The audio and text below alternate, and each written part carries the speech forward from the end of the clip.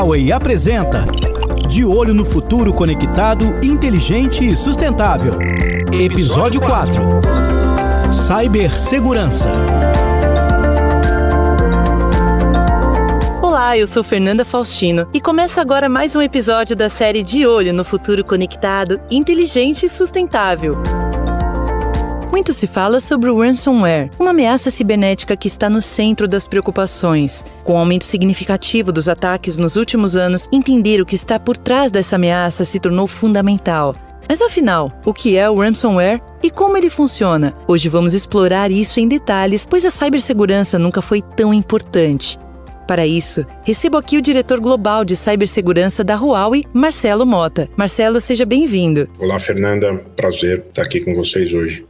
Primeiro, eu quero saber, Marcelo, qual a importância da cibersegurança atualmente e como ela contribui para proteger computadores, servidores, dispositivos móveis, redes e dados contra ameaças cibernéticas? Bom, cibersegurança tem um papel central hoje no mundo digital conectado, né? Até a questão da pandemia acabou acelerando a digitalização em 7 anos aí. Então, cada vez mais, tudo que está relacionado à economia está rodando dentro de ambientes digitais. Portanto, qualquer disrupção dentro desses ambientes acabam trazendo impactos econômicos nos mais diferentes domínios e negócios. Portanto, é fundamental você ter uma estratégia de cibersegurança. Agora, além disso, como você vê essa evolução do segmento no Brasil de cibersegurança e, principalmente, quais os desafios que a gente enfrenta? O Brasil tem sido alvo assim, de muitos ataques cibernéticos, né? Um crescimento bastante expressivo ao longo dos anos, né?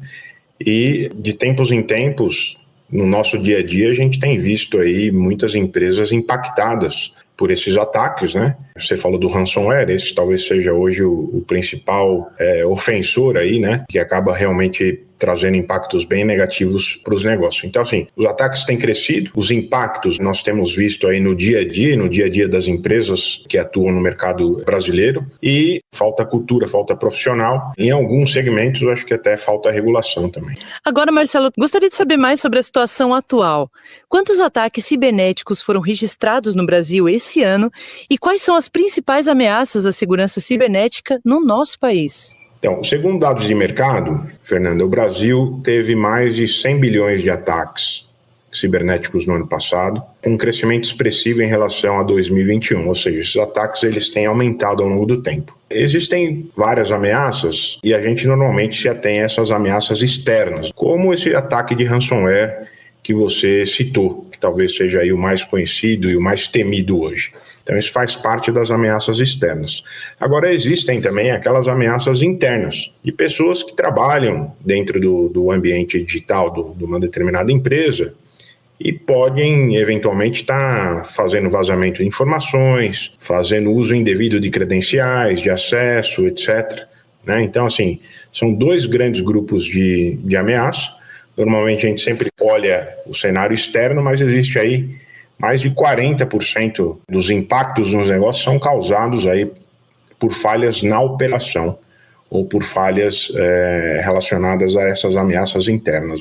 Você falou de um número muito expressivo, 100 bilhões. Agora, esses são os números dos ataques. Dá para mensurar quanto financeiramente as empresas perdem com isso? Sim, certamente. Se você pegar, por exemplo, um ataque de ransomware, que seria aí esse sequestro de dados, criptografia de dados, então faz esse sequestro e depois os cybercriminosos vão pedir algum tipo de resgate para poder disponibilizar esses dados de volta às empresas, né? E sem qualquer tipo de garantia para essas empresas. Então, o custo médio desses ataques são da ordem de 2 milhões de dólares para as empresas. Por ataque?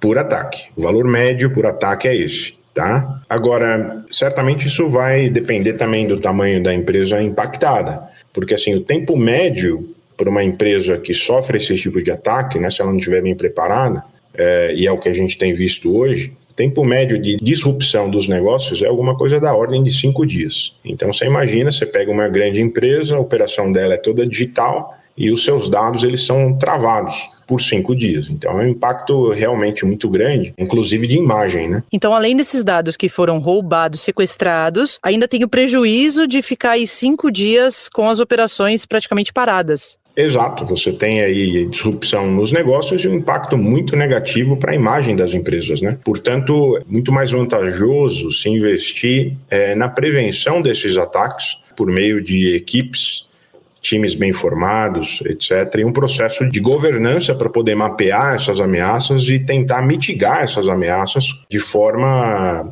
sistemática, né? Você estava comentando do ambiente interno das empresas, e a gente viu recentemente um estudo que revelou que 43% das ameaças cibernéticas têm origem interna nas empresas. Marcelo, quais são as estratégias e medidas que as empresas podem adotar para diminuir esses riscos internos de cibersegurança? Isso está relacionado, por exemplo, a diversos fatores, né? Um dos fatores relacionados à ameaça interna é, por exemplo, a desatenção, né? Vou te dar um exemplo. Muitas vezes, se você faz um treinamento anti-phishing, deixa as pessoas sabendo que não podem clicar nos links que se recebem por e-mail de terceiros desconhecidos, e aí você faz um teste interno, jogando algum tipo de e-mail para verificar se as pessoas que já receberam treinamento vão clicar nesses links ou não. Mesmo recebendo treinamento, muitas pessoas acabam caindo nesse tipo de ameaça. Então, assim, tem um fator relacionado à desatenção, portanto, é necessário você fazer um investimento em educação de todos os funcionários, porque, na verdade, todos hoje estão trabalhando dentro desse ambiente digital. E aí você também tem essa questão dos diversos sistemas, da operação desses sistemas, evitar, por exemplo, o uso de uma única senha, por exemplo, para administradores de um único sistema. Essas senhas, tudo tem que ser segmentado, até porque, assim, cada usuário tendo sua senha, o sistema de gerência, você consegue, por exemplo, verificar quem entrou, quem executou cada operação, etc., para você poder, eventualmente, chegar realmente onde que aconteceu os erros de uma forma mais assertiva, né? Caso contrário, né, você tem aí possibilidade de diversos usuários acessarem esse sistema sem, de fato, você ter um conhecimento de quem são essas pessoas. Então, esses são apenas alguns exemplos, além, obviamente, de funcionários com intenções outras, né? E aí você tem que ter também uma estratégia de operação para não permitir dar um acesso segmentado aos sistemas, só realmente quem tem a necessidade de ter acesso a um determinado sistema que vai ter acesso àquilo ali e eventualmente limitar as funções em que essas pessoas de operação possam executar dentro dos seus respectivos sistemas. Então, assim, 3 pontos, né? A questão da operação, a segregação de funções, etc., gerenciamento de senhas, atualização de senhas, gerenciamento de acesso remoto, etc., então toda a parte de operação segura, né? E a parte de awareness, treinamento e informação, né, compartilhamento dessas ameaças e como evitar essas ameaças aos diversos funcionários. Agora, Marcelo, no universo cibernético, o ransomware ganhou destaque como ameaça principal, conforme revelado no relatório de 2022 do Global Cybersecurity Outlook. Como os criminosos usam esse malware para atingir seus objetivos, incluindo as práticas como extorsão e interrupção de operações normais? Como que as empresas podem se defender disso também? Muitas vezes esses ataques de ransomware, você tem diversos desses tipos de ataque que acabam se repetindo, tá? Então, imagine o seguinte, você tem diversos sistemas, esses sistemas são formados uma diversidade de hardware e software, né? Porventura, algum desses hardwares ou softwares, eles têm aí uma lista de vulnerabilidades. E, eventualmente, você não corrigiu essas vulnerabilidades. Então, assim, é sabido que os hackers conhecem essas vulnerabilidades. E, portanto, se você não tiver um time para tratar essas vulnerabilidades, isso acaba ficando aberto para o mundo externo. São possibilidades de ataques que esses cybercriminosos usam, já olhando assim vulnerabilidades conhecidas. Um exemplo de vulnerabilidade conhecida, e foi uma vulnerabilidade crítica, foi o Log4j. Desculpa o nome técnico, mas é o nome da vulnerabilidade, afetou aí diversos sistemas ao redor do globo, e apesar dela ter sido anunciada há mais de ano, ainda existem sistemas que não foram atualizados para corrigir a falha. Então, assim, de uma forma geral, os hackers eles estão olhando justamente essas vulnerabilidades que já são conhecidas e usando muitas vezes estratégias que já são conhecidas. Ataques que foram usados no passado e que foram bem sucedidos. E aí, na verdade, o cara fica testando o espaço cibernético e eventualmente acaba encontrando, né, algum tipo de sistema ainda vulnerável para poder atacar. E aí, no caso do ransomware, no caso específico do ransomware, ele vai entrar, existem várias formas desse sequestro de dados ele acontecer. Você, na verdade, tem que ter sistemas muito inteligentes para poder, nas trocas de informação por meio eletrônico, né, um sistema para poder verificar se existe algum tipo de atividade de ransomware acontecendo dentro do seu sistema. Então, existem sistemas hoje que fazem esse tipo de análise para os ransomwares conhecidos, né, e outros que ficam olhando justamente algum tipo de comportamento estranho para tentar antecipadamente a possível entrada de um ransomware. Então, assim, existe um investimento dos sistemas atuais, na manutenção desses sistemas, na correção das vulnerabilidades existentes, e outro investimento na questão tecnológica para você, de forma antecipada, detectar a entrada de qualquer novo tipo de ransomware, né, evitando, portanto, esse sequestro de dados. Então, existe essa estratégia preventiva, existe essa ativa que está toda hora monitorando seus sistemas, e existe uma terceira, que é o seguinte, né, se de fato isso tudo falhar, é sempre importante você ter backups, né, uma estratégia boa de backups para evitar de pagar o resgate dos dados, né, e permitir, vamos dizer assim, uma retomada dos negócios de uma forma mais rápida, né? Então, prevenir, atuar e, eventualmente, ter aí uma estratégia de recuperação de dados caso o pior venha a acontecer. Fazer todo o plano de se proteger, mas ter também um plano de contingência, né? Se acontecer, eu tenho o plano B. Exato. Isso envolve backup dos ambientes de produção, diversas cópias de backup, né? E, eventualmente, até um sistema de disaster recovery, né? Com cópias de backup, inclusive em localidades geográficas diferentes, eventualmente até backups desconectados dos sistemas atuais, né? É um sistema também que nós utilizamos e oferecemos para os nossos clientes, justamente para, no pior caso, né, garantir que essa recuperação ela seja rápida e efetiva. Você comentou do ataque Log4j. O que é para a gente entender esse ataque? Esse é uma biblioteca do Apache, que é uma biblioteca open source, né, e que permitia que hackers tivessem acesso a sistemas e injetassem comandos de forma remotamente. Então, uma forma de invasão que permitia que um terceiro injetasse comandos, né, em outros sistemas. Portanto, é uma vulnerabilidade muito crítica, pelo fato do software ele estar sendo usado por diversas aplicações, né, isso afetou diversos sistemas. Então, no nosso caso, nós temos aí todo um time focado na análise dessas vulnerabilidades de terceiros, que eventualmente nossos produtos, eles usam sistemas e softwares de terceiros também. Então, você tem que olhar se essa vulnerabilidade de terceiro afetou os seus produtos, e uma vez que afetou os seus produtos, você tem que corrigir isso e informar os seus clientes que adquiriram seus produtos, né, que façam algum tipo de upgrade de software, resolvendo essa questão da vulnerabilidade. No nosso caso, nós temos esse time estabelecido, é um time que em 24 horas recebeu essa informação, analisou toda a linha de produtos, né, para ver quais os produtos potenciais afetados. Nós temos uma linha de produtos gigantesca, a gente opera no mundo todo e com 6 unidades de negócio, e tivemos aí alguma coisa da ordem de 70 dos nossos produtos afetados. Portanto, já nas primeiras 48 horas comunicamos os clientes que foram afetados e começamos a partir do desenvolvimento de softwares para fornecer esses novos softwares aos clientes para que eles pudessem resolver e mitigar essa vulnerabilidade. Então, assim, esse é um trabalho gigantesco, considerando a quantidade de países em que atuamos. São mais de 170 países, né?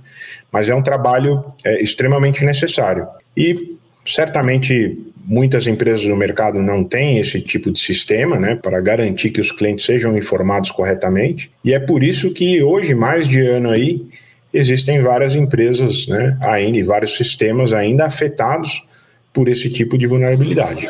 Agora, diante dessa preocupação aí de 50% dos executivos do setor de tecnologia da informação e comunicação, por que o ransomware se tornou uma ameaça tão significativa no panorama de cibersegurança, Marcelo? Principalmente pelo impacto. Você imagina o seguinte, você está num país em que não existe essa cultura, a gente está numa época assim do pós-Covid, em que tudo mais rapidamente migrou para o universo digital, A digitalização, ela se acelerou pelo fato de você não ter cultura. Vários desses sistemas legados, ou mesmo os novos sistemas, né? Eles têm uma série de vulnerabilidades ali apresentadas. Muitas vezes não se tem um time de governança para mapear e corrigir essas falhas. Portanto, esses sistemas eles ficam abertos. E a forma mais fácil dos hackers acabarem extorquindo os terceiros é justamente sequestrando esses dados, criptografando tudo, parando os negócios, e aí as empresas ficam numa situação muito complicada, né? Porque pode perder toda essa base de dados, quanto tempo para recuperar isso, se não tiver uma estratégia de backup colocada, etc., né? Então, assim, o ransomware ele é temido justamente por isso, né? Dos impactos que podem trazer nos negócios. E, assim, por que é o mais conhecido? É justamente porque essa cultura ela não existe, nem aqui e em diversos outros lugares. Várias grandes empresas, né, não quero citar nomes, mas se a gente for fazer uma busca rápida aqui, a gente vai ver vários sistemas, várias grandes empresas que foram afetadas por isso, inclusive governos, né? Então, daí a necessidade de, se trabalhar a questão da capacitação profissional, 2, estabelecer esses times, qualificar esses times e investir em sistemas também para prevenir, né? Quais são as formas que os cybercriminosos usam para fazer com que o ransomware chegue nas empresas? Bom, você deu um exemplo, né? Qualquer tipo de comunicação com meio externo, você pode estar, vamos dizer assim, aberto a qualquer tipo de risco desse tipo. Então é preciso você ter sistemas para tentar olhar isso, né, e eliminar isso logo na entrada. Então, essa é uma estratégia. Ou seja, todo esse conjunto, esse aparato tecnológico, né, para blindar essas portas de comunicação com o mundo externo, é importante que você tenha sistemas para poder fazer isso. E aí, até, por exemplo, um pendrive que você possa, eventualmente, trazer para dentro da empresa, etc., e ali você vai estar tendo acesso a dados e no conjunto desses dados, eventualmente, pode ter algum vírus, alguma outra coisa assim, penetrando externamente os seus sistemas. Então, a gente tem uma política desse tipo bem estabelecida internamente, por exemplo, né? Justamente para garantir que essas portas todas elas estejam fechadas dentro dos laptops, por exemplo, dos nossos funcionários. Ao mesmo tempo, quando a gente vai prestar suporte ao cliente, você imagina, você vai num cliente, existe um equipamento de telecomunicações lá, você vai conectar o seu laptop a esse sistema e, eventualmente, o seu laptop pode estar levando um vírus para sistemas de terceiros. Então, você tem que ter o quê? Toda uma inspeção dentro desses laptops, softwares, né, de inspeção desses laptops, além, obviamente, de ter canais seguros para fazer acesso a esses sistemas, né? E também, no nosso caso, aí, até a verificação da qualificação dos nossos profissionais quando estão fazendo prestação de serviços aos nossos clientes. Mas você vê, no nosso caso, o nosso core business é telecomunicações, né? E é um sistema crítico. Então, a gente tem todo esse sistema de governança interno, né? Para oferecer o máximo possível de segurança dentro das nossas operações também. Então, essas práticas hoje, né? São práticas que a gente tem tentado disseminar juntamente aos nossos clientes, né, nas mais diversas áreas que temos, compartilhando, portanto, também essa nossa experiência para ajudá-los aí nesse desafio, né? Com certeza, e isso é muito importante. Você acredita que com a chegada da inteligência artificial isso vai aumentar esses ataques? É possível. Deixa eu te dar um exemplo aqui, né? Hoje você tem aí o chamado deepfake, né? Portanto, você pode, por meio de amostras de voz, simular, né, voz de terceiros ou faces de terceiros. Portanto, todos esses sistemas, é importante a gente estar atento a essas novas tecnologias, a forma como a gente está usando para poder autenticar os usuários, etc. Mas, assim, esses sistemas de inteligência artificial, essas novas formas de gerar conteúdo digital, né, elas podem ser usadas nas mais diversas estratégias por cybercriminosos, né? Agora, dado o aumento constante de ataques ransomware e as projeções de danos relacionados ao crime cibernético atingindo mais de 10 trilhões de dólares anuais até 2025, como as organizações especialistas em cibersegurança podem fortalecer suas defesas no ambiente online diante desse risco crescente? Eu acho que o primeiro passo é você enxergar que isso é um investimento, né? Melhor prevenir do que remediar, criar um time dedicado a olhar as ameaças, né? Fazer investimentos para mitigar antecipadamente as ameaças, investir em sistemas eletrônicos para poder proteger o seu ambiente digital, tá legal?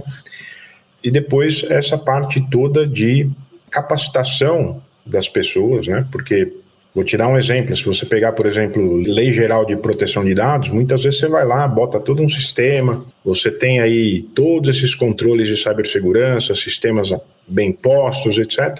Mas quem garante que um funcionário não vai pegar os dados privados, né, em posse da empresa e não vai enviar esses dados privados de forma aberta por e-mail externamente?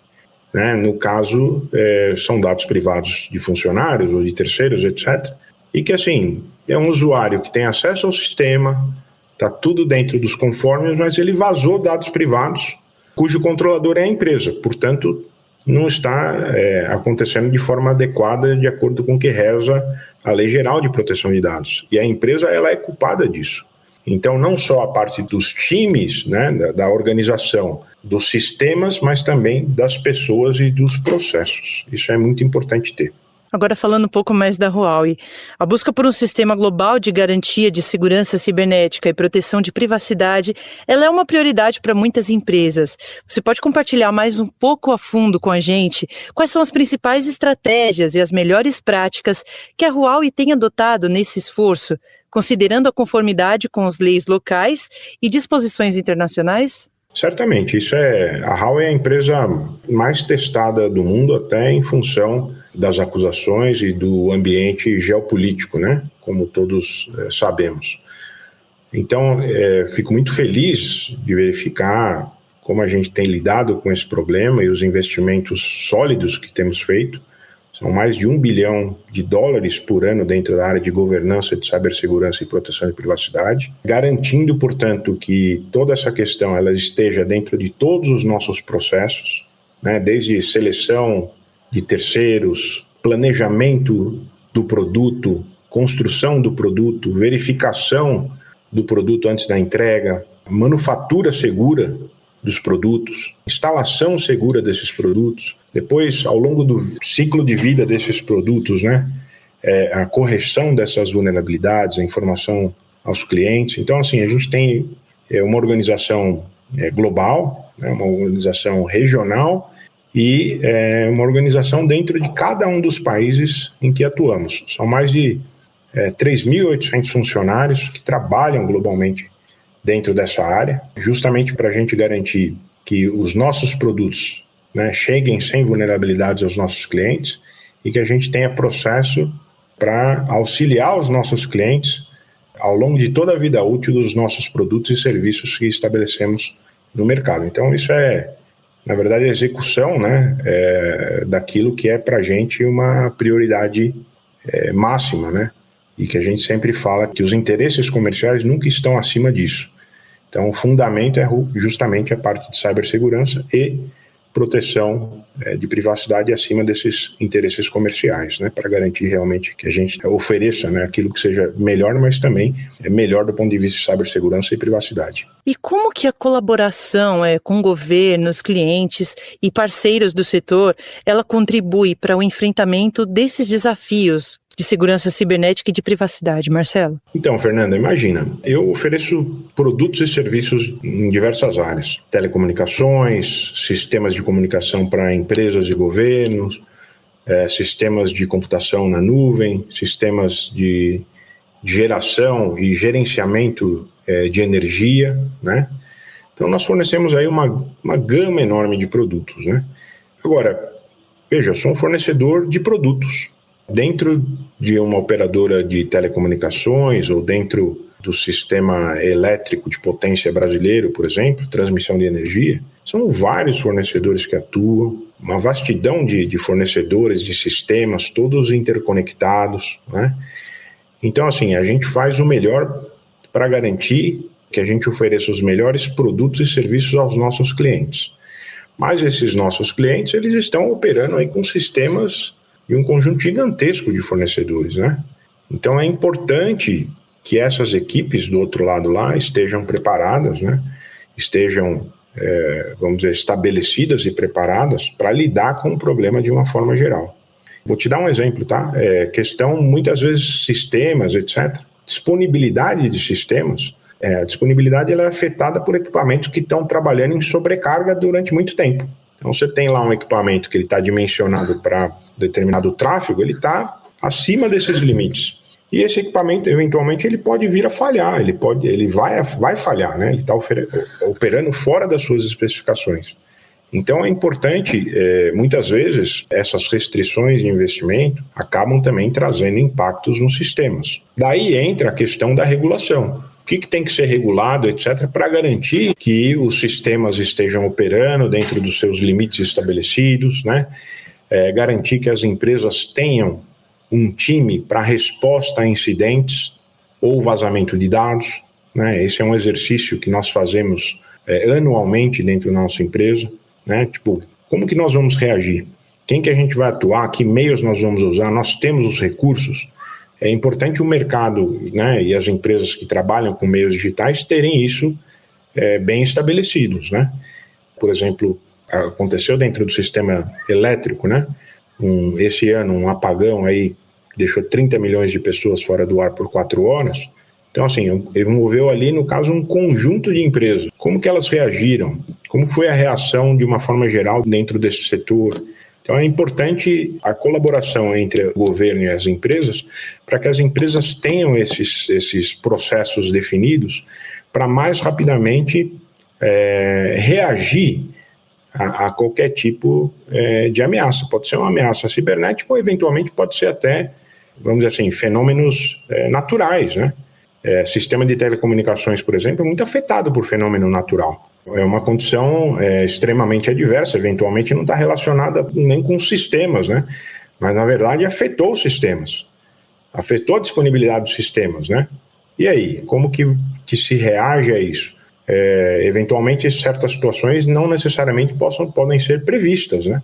Mas o fato de você ter times e você fazer essas simulações faz com que você consiga avaliar a quantidade de recursos que você tem e, vamos dizer assim, tentar entender em quais limites você está atuando, né?